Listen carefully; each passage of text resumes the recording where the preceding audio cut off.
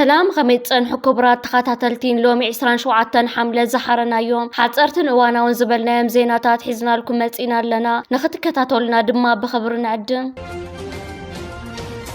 بوليتيكنيا جوار محمد مس إيرترا فولي ركب مسرات كم زد اللابريهم بوليتيكنيا أتو جوار محمد لومي أب تيك توك بستخايد نايزة مدرخ أب تاريخ إثيوبيا جزياو بوليتيكا ومحزن نزز عو حدقاتات حجتها جرزد ليا بوليتيكا ورأي كمون مس إيرترا زلو زباو متأسسار بزملكات سفيحتن التانهي بولون أتو جوار محمد أب تاريخ إثيوبيا نجوز بدحري درجن مودا استمسرت بوليتيكا ومحزنات جزياو طلع كمل حالفو قوام فتح زمت أي براني لولون لكع 50 درجن مودا استفتر متحببار ناي هادي جمرة رح بمنتصال حدش بوليتيكا وترخاز ولده كاب كلتشن 10 شمونتنس كاب كلتشن 20 زنبرة متحببار نتقري عقليلو هاجرنا وكينات كم زقتو ونازخا خيرو دحر مفراس ما كلا منجست أويين مقلوات رح زفتار متحببار لعل حدقا خمزلو زتنقات بوليتيكانيا بدحراوي أحمد ويبلصقنا إثيوبيا انت عينت محدران محبرة ودابن كلو أي بزبل بوليتيكا وحالتا تقدمهم كزرارة بلون أسم معكبات حلون كم زلو ماسميرو أزنت زي تغيرو جنا أتهاجرنا كلا حدش عودته وكت كتعت مخانا تنقيق اللهم معتو بوليتيكا ومدرخنا وصايد أتاونت بزملكات بوليتيكا وميدا مسعتو ممارة سلامة وقال سنت أبنجا كم زهب ونقليتو زخون يخون حيل عدكا وقال سمش جمرة وتدراو دقفن مركا مسكالوتنا وصا حيلتات كتحوابر كم زقد دابريهو عطو جوارا وإثيوبيا زقات أموشتا وقالولاو نبوليس وصا قبص عوي خفتات كم زفت أراونا ملكيتو بتوسخ إثيوبيا قدا السودان بقوقيك أراربا سودان مسمت عررتي إثيوبيا إيرترا توقن كم زدفاي قلت مس إيرترا كلو زقبا فولي زمدنا بزمل كسفيح مبره زهاباتو جوار إثيوبيا إيرتران كمنا وصا هاجرات مرأجيجا مخانو تقيسو زمدنا خلتين هاجرات زي تودف تحيز بلد جوار هنصت منقست هنصت تانسقاتن كلتين هاجرات سكاب زي تفتحه سلام إيرتران إثيوبيا نكون كخون كم زي خلاص ميرلو قطبان سلام كلتين هاجرات بغرب استأساسر مخان بمملكات قطبا إثيوبيا مبرأ كعب بنت دلينا أبسمين دما متصوع مركبا قداسيوم بوغن إيرترا دما قطبان معباي نفس في حداقة إثيوبيا حتوتصح اللوا كبل أبريهم إزو لدز قد محجز نورا بوليتيكا وركبات قديفو بزعوة سفي حقراوي زباو متأسسار كحسب كم زلو دما تصوعوم أمونغ إثيوبيان إيرتران كم أمريكان إنجليزن فوليزم دنا كهنت كم زلو زسمرو لبوليتيكانيا محبراوي بوليتيكاوي قطباون تقطان قديات كلتين هاقرات نابزل على درجة مبصح خمزة دلي قالي تقلوم حفت ميس ورلد إثيوبيا روتير قالن بجويت تقتيلا أبرز ختما إثيوبيا دي سببا كباب بيتل بستفت أما أسك عناج ويان قتلاتن تكبار نملاس درابيت تان إثيوبيا وكيلا أود الدرس باغا ميس ورلد كتساتف تدالو زلا مودير روتير قالن تسلم حازنان تسلاليوم أتا من سيك الدسانير قالن حفت روتير قالن كبيتا بتنكول تتسوي عاد حرموطا بزيت للي جويت تعافينا توسيدا أتم جويت نتامن سين ملكا كابس درابيت 5 مليون برك خفلوم بترجعام تعطخ جبرو خمس أنحو تفلت له يخون برتنا جنزب دردرنا تخايدن كله أتم جويت بزي زخون راه يود كدسان بقفع حليفهما سن سرعت قبرنا إذا بتشكانس تقتلت من السيك كدسان يرجاله تماله بدي سوا كباب بيت لابزركه بيت كريستيان قدس جورجس ببوزح بخيات حازن انتفت إيمولو الزاب العلزامن السيز ورد قفعي أبي توبي أبا حفشة بدي سوا دما بفلاي الناقد دزمت زلونا يدحنا السقات زكالة حيوم أبزوان زب أما شحز قصر زي حقا وصوار أبيدو لك أسابات وجلتات انتبتينو أبزر كبلو تحتات الناس زيبلونا حق جاكا نقيسو مهلاو بوزحاتي قلتو بزيكات بوليتيكا وكالولاو أتم حبراون قطباون حسام نزيقاتات نخبيد سغاي جويان قتلتنا قالي عوام يركب زمن في الدام كنا ننتبهي لخقل جمرنا هزب السغاي منقست سلام اندحنا نزيقاتات نمحلاو زلو عقمي أو حتى ملك الزقتو خوينا اللو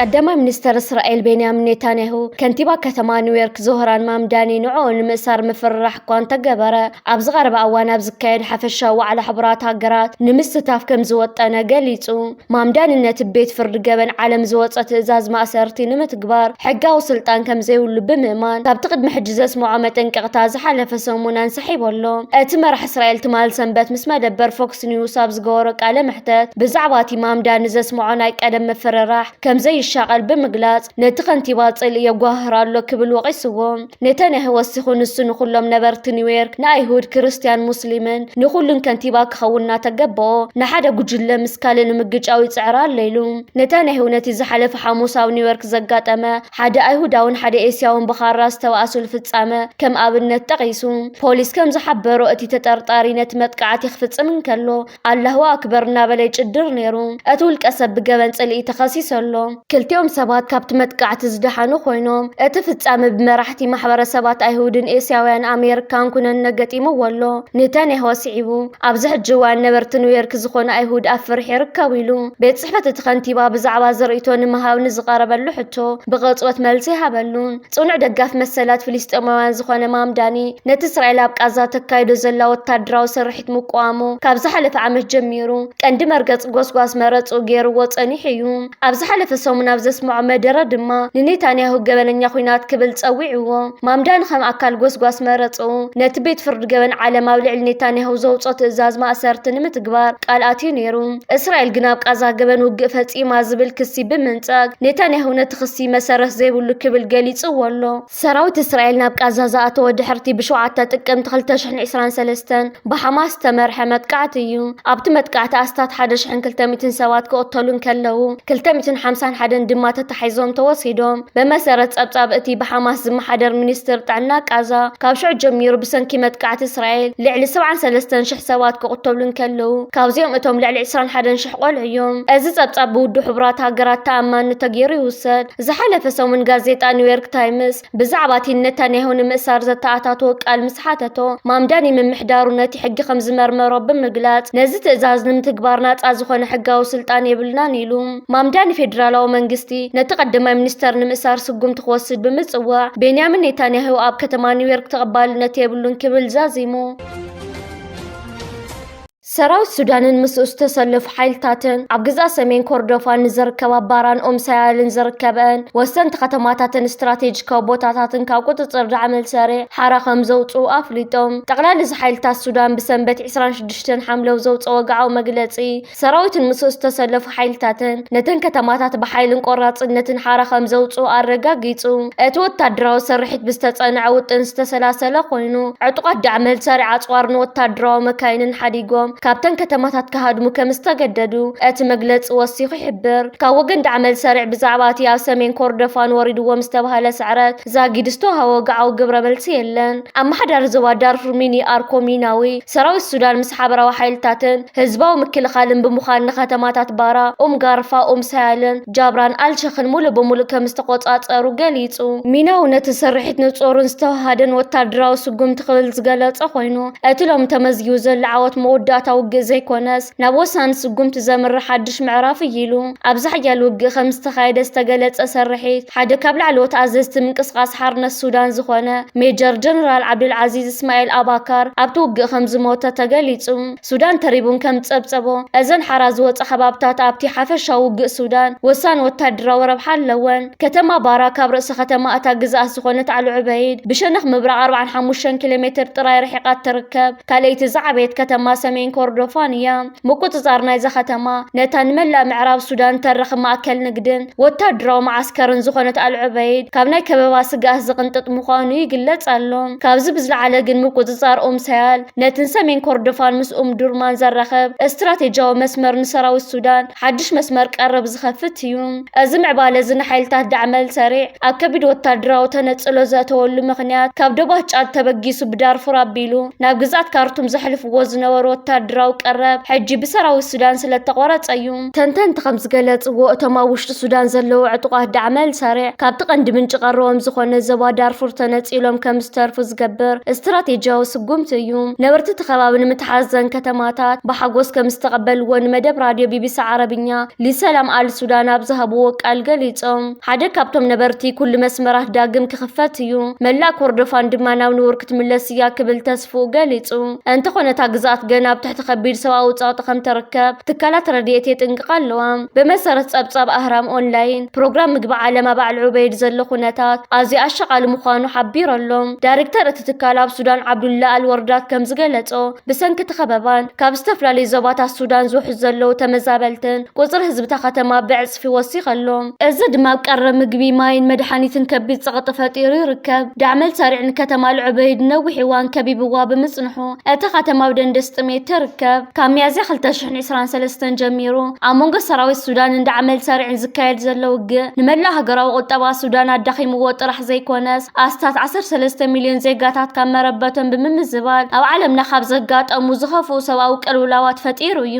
ሕቡራት ሃገራት ኣብ ዝተፈላለዩ ዞባታት ሱዳን ምልክታት ጃምላዊ ህልቂት ዘለዎም ግሰታት ይፍጸሙ ምህላዎም ከጠንቅቕ ጸኒሑ እዩ። እዚ ኣብ ሰሜን ኮርዶፋን ብሰራዊት ሱዳን ተመዝጊቡ ዘሎ ዓወት ንሰራዊት ሱዳን ካብ ምክልኻል ናብ መጥቃዕቲ ተሰጋጊሩ ምህላው ዘርኢ ኮይኑ ኣብ ዝግበር ዝኾነ ናይ ሰላም ዘተ ድማ ንመንግስቲ ሱዳን ዝያዳ ድልዱል ናይ ምድርዳር ዓቕሚ ከም ዝህቦ ተንተንቲ ይገልጹ። መንግስት ክልል ትግራይ ባጀት ከም ዘጽደቐ ኣፍሊጡ ጉዳይ ኣፈጻጽማ ስምምዕ ውሕስ ፋይናንስ ብንጹር ዘይተፈትሓሉ ኣብ መንጎ ክልል ትግራይን መንግስቲ ፌደራልን ፖለቲካዊ ወጥሪ ኣብ ዝረኣየሉ እዋን ቤት ምክሪ መንግስቲ ክልል ትግራይ ባጀት ዓመት 2019 ብኣቆጻጽራ ግዕዝ ልዕሊ 65 ቢልዮንን 296 ሚልዮን ብር ባጀት ብሙሉእ ድምፂ ኣጽዲቑ። ብመሰረት እቲ ውሳነ ቤት ምክሪ እዚ ንክፍሊ ደሞዝ ወጻኢታት ስራሕን ዝውዕል ባጀት ሙሉእ ብሙሉእ ካብ ውሽጣዊ ሃብቲ እታ ክልል ካብ ዝእከብ ኣታዊ ዝምወሉ ዝብል መግለፂ ድማ ቃልቦ ብዙሓት ስሒቡ ኣሎ። እዚ ባጀት ብውሽጣዊ ዓቕሚ ንምሽፋን ዝተወሰነ ውሳነ ኣብ መንጎ ህዝቢ ትግራይን መንግስትን ዘሎ ምትእምማን ንምጥንኻር ዓርሶም ርኮሳን ንምምዕባልን ዝውሰድ ስጉምቲ ምዃኑ እውን እቲ ቤት ምክሪ ኣፍሊጡ ኣሎ። እዚ ናይ ባጀት ውሳነ ኣብ መንጎ ህዝባዊ ሕወሓትን ፌደራል መንግስትን ዝነበረ ፖለቲካውን ቁጠባውን ወጥሪ ሙሉእ ብሙሉእ ፍትሕ ኣብ ዘይረኸበሉን ሕጂ እውን ብዛዕባ ተገባብራ ስምምዕ ሰላም ፕሪቶርያ ከቢድ ቅሬታ ኣብ ዝረኣየሉ እዋን ዝተገለጸ እዩ። ብፍላይ ድሕሪ ምዝዛመ እቲ ኩናት ኣብ መንጎ መንግስቲ ፌደራልን እታ ክልልን ዝወሃብ ዝነበረ ድጎማ ባጀት ምዝሓል ስራሓት ተሃድሶን ሕቶታት ሕጋዊ ሰብነትን ፖለቲካዊ ኩነታት ሕወሓትን ከምኡውን ክትዓዶባትን ኣወዳድባ ስልጣንን ኣብ መንጎ ክልቲኡ ወገናት ዝነበረ ምትእምማን ዝምድና እናገደደ ኣብ ሓደጋ ኣትዩ ዝርከብ ዘሎ።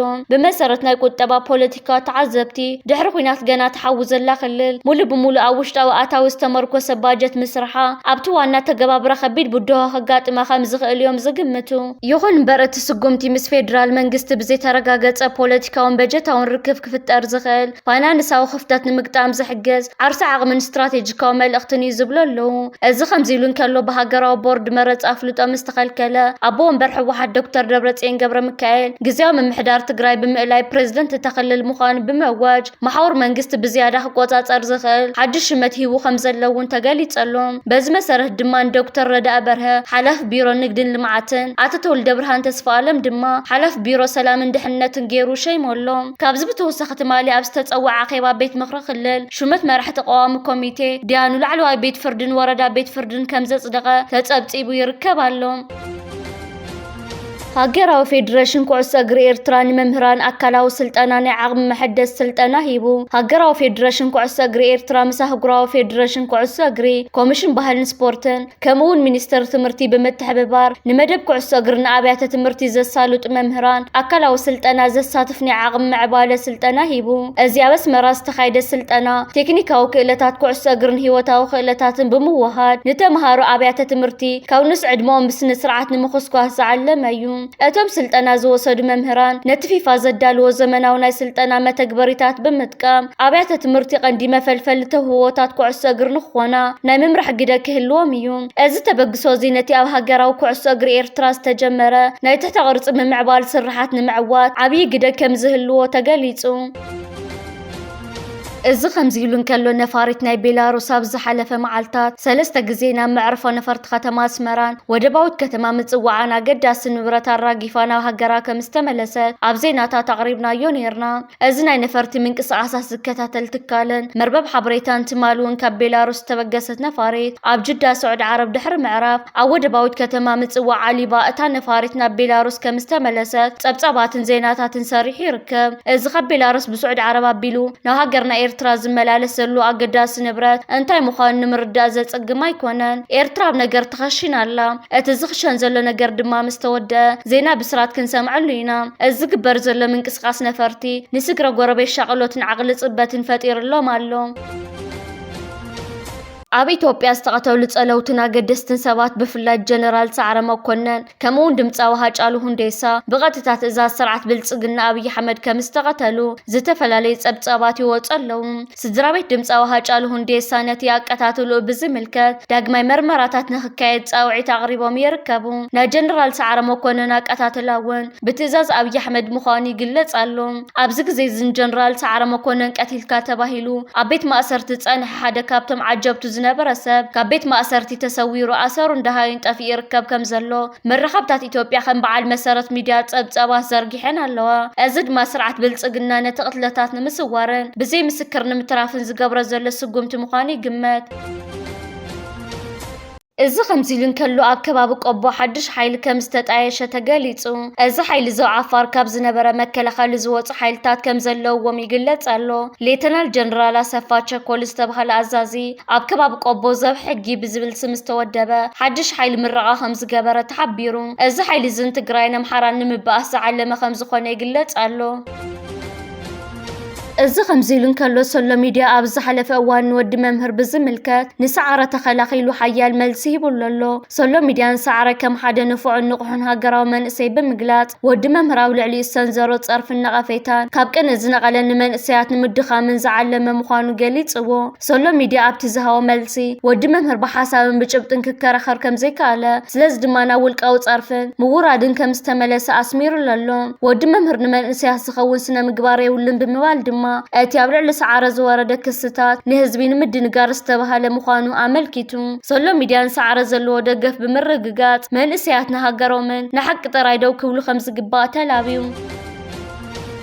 ናጽነት ኤርትራ ውጽኢት ናይ ሓደ ውልቀ ሰብ ወይ ናይ ሓደ ውግእ ጥራሕ ዘይኮነስ ብመስዋዕተ ሸሓት ጀጋኑ ደቃስ ተረጋገጸ ምዃኑ ብምዝኽኻር ታሪክ ብሓቂ እምበር ብወረቐት ጽሓፍ ከም ዘይግባእ ተገሊጹ። እቶም ንሓርነት ህዝቦምን ልዕልና ሃገሮምን ከብሉ ደሞምን ህይወቶምን ዝኸፈሉ ጀጋኑ ንውልቃዊ ረብሓ ንሃብቲ ወይ ንስልጣን ኢሎም ከም ዘይተቃለሱ እዩ እቲ ዝወፅእ ሓበሬታ ዘምልክት። ካብቶም ኣብ ዘመነ ቃልሲ ብትብዓት ብተወፋይነትን ብጽንዓትን ንሃገሮም ዘገልገሉ ፍሉጣት መራሕቲ ሓደ ድማ ብርጋዴር ጀነራል ፍጹም ገብሩ ህይወት ወዲ መምህር ምዃኑ ተጠቒሱ። ህዝባዊ ግንባር ካብ መጀመርቱ ዝተመስረተሎም መትከላት ሓድነት፣ ርእሰ ምርኮሳ ናጽነት፣ ሓርነትን ሃገር ተወፋይነትን ምዃኖም ዝገለጸት ዜና እቲ ኣብ ባድመታት ሳሕል ናቕፋፍ ዓበት ካልኦት ግንባራትን ዝተኻየደ መሪር ቃልሲ ኤርትራ ናጻ ትኹን ዝብል ሓደ ዕላማ ጥራይ ዝተኻየደ ከም ዝነበረ ኣዘኻኺሩ። ሎሚ ገለ ወገናት ታሪክ ብፖለቲካዊ ድሌቶም ክቕይሩ ወይ ንመስዋዕቲ ጀጋኑ ከቃልሉ ዝገብርዎ ፈተነታት ብወረ ወይ ብጸለመ ክድምሰስ ከም ዘይኽእል ተሓቢሩ። እቲ ኣብ ጎቦታትን ሜዳታትን ኤርትራ ዝፈሰሰ ደም ጀጋኑን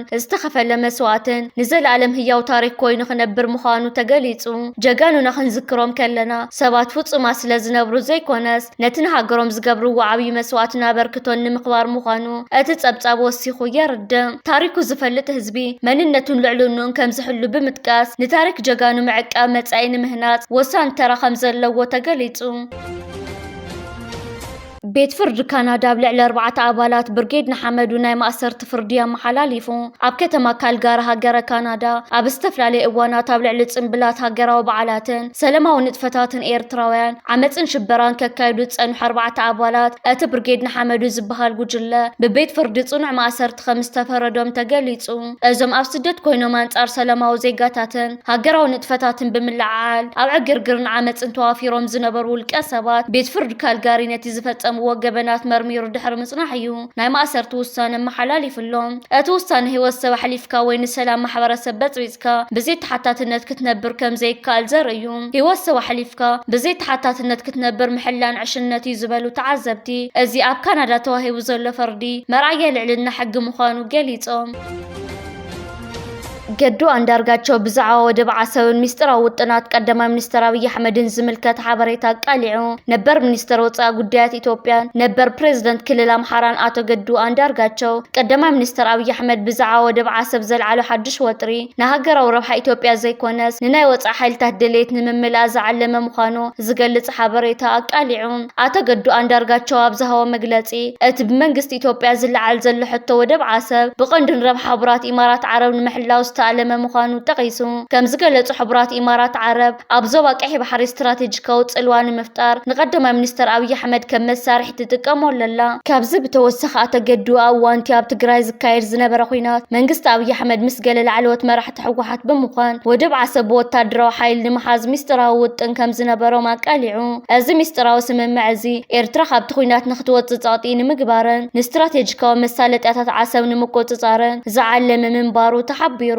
ይኹን በርቲ ውጥን ብሰንኪቲ ኣብ መንጎ ተዋሳእቲ ኣካላት ዝነበረ ዘየተኣማመን ከምኡውን ስዒቡ ክመፅእ ዝኽእል ዓለማዊ ፖለቲካዊ ቅልውላው ብምስጋእ ከም ዝፈሸለ አቶ ገዱ ገሊጹ ኣብ መወዳእታ አቶ ገዱ አንዳርጋቸው አብይ አሕመድ ንኢትዮጵያ ናብ ዘይተደለየ ሓድሽ ኩናት ይመርሓ ከም ዘሎ ብምጥቃስ እቲ ምስ ኤርትራ ዝተገበረ ናይ ሰላም ውዕል መሰረቱ ድልድል ከም ዘይነበረን ሕጂ ዝረአ ዘሎ ወጥሪ ድማ ንጸጥታ ዞባዊ ሓደጋ ዘእቱ ምዃኑ ኣጠንቂቑ